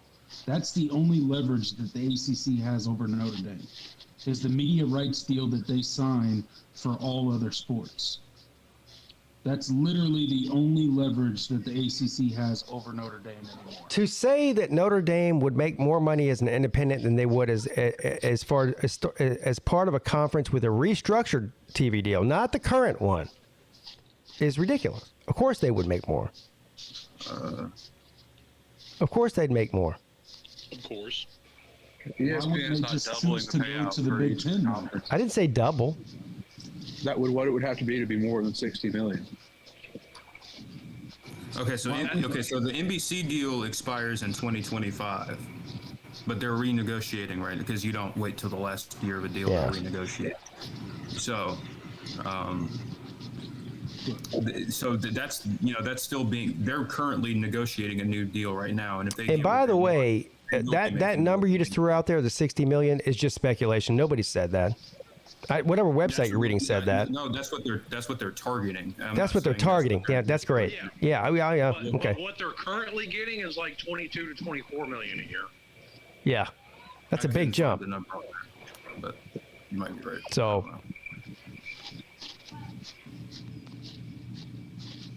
I don't know. The ACC is going to have to make a move here soon, though, because outside of that, I mean, if the ACC doesn't make a significant move in the next year or two, I don't know how they survive long term. Well, and this goes back to what started this conversation. I actually have to end the show because my wife's not here and I have to get the kids ready for bed and everything. But this goes back to what we were talking about at the beginning of the show. So if things don't change with this contract, there's going to be some moves made. And again, shout out to Florida State for making this move. And we say we want to about Florida State, but at least they're out here flexing and trying to get shit done. Absolutely. And Clemson is jumping on board too.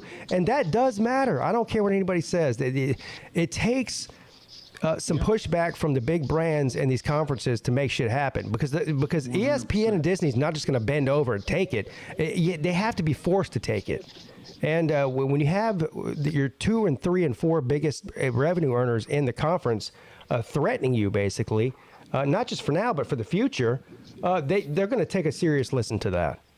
Yeah, and you're right, Pete, because at the end of the day, they do own the ACC network, and if Clemson and Florida State find a way to end that grant of rights deal in litigation, which is what they're going to try to do if nothing changes, they're going to try to litigate and end the grant of rights deal. And if that does happen, the ACC network is dead without those big brands. Well, it'll just be what it would be was a mediocre basketball broadcasting network. Football would be dead on the ACC network completely. Exactly, because the basketball schools would leave too if they ended the grant of rights. Right. Exactly. They as soon as the grant of rights is nullified, it's going to be a mass exodus from the ACC. Yeah. And Duke go off and join the Big Ten, all that stuff. And one final point to Luke's point about the ESPN's got such a great deal. Why would they renegotiate? ESPN renegotiated the SEC contract when they added teams. So what makes you think that they won't do the same thing at the ACC? Because the deal is about to expire. Yeah. That is the difference. And I don't know who does the ACC add right now? Well, it's a very complicated situation. It really is. There's so much that goes into this. It's a really unprecedented time in college football for a lot of reasons, whether it's conference realignment or the NIL or the transfer portal or all those things together. It's really, I guess you could look at it. I choose to be more optimistic than pessimistic. So hopefully this all ends up settling, the dust settles, and in 10 years from now, everything is where we want it to be. But right now, there's a lot of change. There's a lot of moving parts going on, and we all have our own opinions, but really nobody really knows what the fuck's going to happen. I mean, we just don't. Right. Definitely not. But I hate to end the show so abruptly, but I have to get off immediately. So I didn't realize exactly. This show went by so fast. I didn't realize what time it was. But anyway, a great conversation. We'll continue it next week. Why not? And we'll talk some more basketball and, of course, some more football stuff next week. I appreciate the panel. Tiger Paw Craven, Slim Shady Canes, Luke Walker, and, of course, the incomparable Tater Man, Jordan Bowman. Thank you all for being here tonight. I appreciate you coming on and being a part of the show. Yeah, All right. See you guys. See you guys later.